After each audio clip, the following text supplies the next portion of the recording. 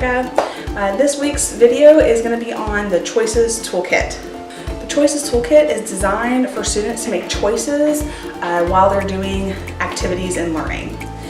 Some of these might be behavioral and focus. Some of them might even be visual representation while they're trying to work through problems. Really, this toolkit is meant to give students ownership in their own learning and to problem solve the work that they're doing and to build those skills as well. So to make this cost effective, I actually went to the dollar store and I just walked up and down every single aisle asking myself, how can this be used in the classroom? That was a really important piece in creating this toolkit because you would be surprised at the things that you could pick up and the things that you could actually use. So let's check out some of the items that are in the toolkit. So one of the things that you can buy at the dollar store is these colored folders, and I actually created multiple things out of these. This one is actually a great way for students to share with you how they felt about the assignment that they finished. So when they finish their assignment, they can use one of three things. They can use the red one that I labeled Need Help, and this is the one where if they struggle through it and they know that they didn't really get it and they want to work with you, on what's confusing to them, then they're telling you through this folder. If they put their work in here, that they need some time to go through this work again. If they chose the blue folder, it means that they have some questions. They felt pretty good about it, but they just wanted to make sure that they clarified some things with you. And so this is just a clarification folder. The green folder is the I did it. They feel confident about what they did. They feel that they did this right. And this one right here will help you gauge if a student either knows it or they think they know it. And so sometimes that'll give you a little bit better way to have a conversation with some students. So all of these three can help you actually quickly formatively assess your students and group for the next day, knowing that you have some kids that you really need to go over the work again, that you just need to do some clarification, and those that they can do some enrichment or they can move on to something else. So these are the ones that I like to use for that. One of the other things I used the folder for was to create a graphic organizers choices folder. So in here there are multiple graphic organizers where the students can go in and find the one that helps them group their work, their ideas, the concepts and topics for themselves. This one's really important when we were talking about organizing their thoughts, because honestly, just because we want students to think a certain way, if they can connect it in a different way that makes sense to them, that's how they're going to remember it. And then another thing I did with the folders was cut them up. I made colored reading strips, and so all I did was I cut them into two different sizes. I cut them into these half sizes, and the student can choose the color that helps them track a page at a time. So if you're reading a novel, this is how you can put it in front of the page and they can just track from that one page and help them focus. Or you can cut them into strips. This will help students when they're trying to track from line to line, and they also again come in multiple colors. So another thing that you can do in reading is these lovely magnifier rulers. I had not discovered these until I was at the store, and basically you have a ruler, which is great for math, but you also have this magnifier in the middle, and this is a great way to track reading. So having a couple of these as well, good thing to have. Another item that I love from the dollar store, whiteboards. They actually have different sizes. These ones right here, you can help with handwriting, making sure students are writing properly on the lines. And these ones I think are great to have like a class setup. They already have the marker with the eraser on them, but these are ones that you can really use for multiple reasons. The students can pull these out themselves and write on here to work through their thinking before they put something on paper or whatnot. The other thing that you can do with this is formative assessments.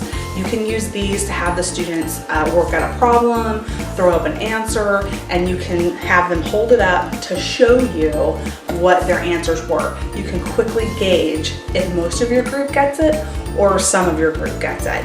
And you can also use it to identify which students you might need to group in smaller groups to go over these again, or maybe even move a little further ahead. So this is a great tool for that as well. So if you don't want to have whiteboard in the classroom, or you don't want to buy a full class set, you can think about buying these word strips. Get them laminated, and then students can put answers here, hold them up as well. So this is something you can do in place of the whiteboard. One of the things I found is also these little cups, and I call them counting cups. I put everything in Ziploc bags with labels to make it easier for students to remember what they're for. So these cups are just a nice little way for you to keep everything in one place instead of having all these things I'm about to show you just scattered across the floor. Counting stones. This is a nice thing for kids to be able to use when they're trying to visually understand numbers. This is a great thing for students to use when they're trying to visually count out numbers. They can pull them out, they can use them in there, put them in the counting cups. It's just a nice little thing for them to use while they're manipulating numbers. Some other things you can use for counting are the pipe cleaners or palms. And what I think you can also do with these are fidgets. What I like about the counting palms is that it fits in the ball of your hand, and this is just something that you can move around. This doesn't make sound, and this isn't going to be moving around, so these are probably better than your fidget spinners. But speaking of sound, some students actually need that to kind of focus, and so I found a couple of things that you can do. Sound fidgets.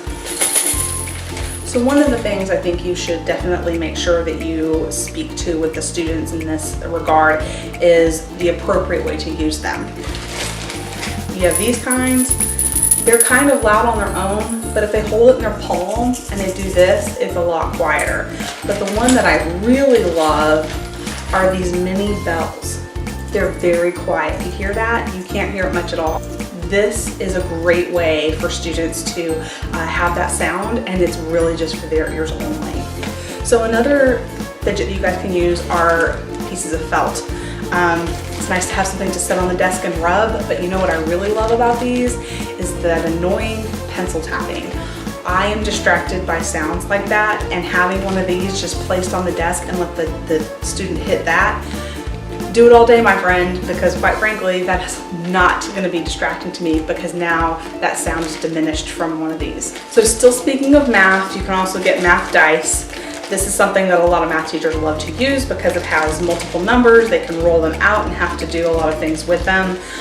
So this is just another thing to kind of keep in there. If you've used dice in the past for strategies, leave a set out for students to use as needed. And not to forget our language arts and English. I found letter blocks. This is a nice thing for students.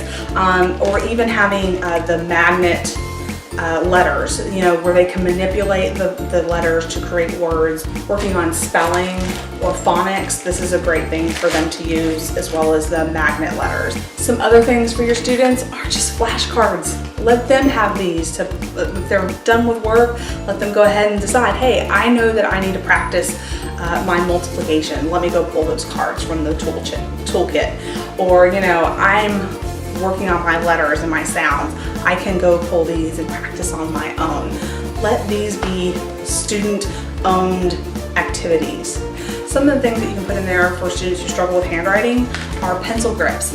I am left-handed, and quite frankly, my hand would cramp up when I was trying to write, and having either a very thick pencil or pen to hold is great, or just having a pencil grip to give that width for that grip. It makes such a difference in being able to write comfortably.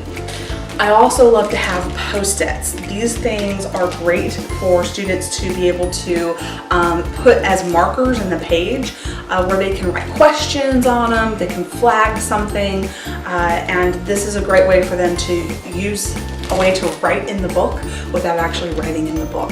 So get some of these. Thanks for watching our video today. If you have any questions or comments, please make sure you do that below here. And if you enjoy these videos, make sure that you subscribe. Be sure to check out the other videos that we have on this playlist, and hopefully I will see you soon.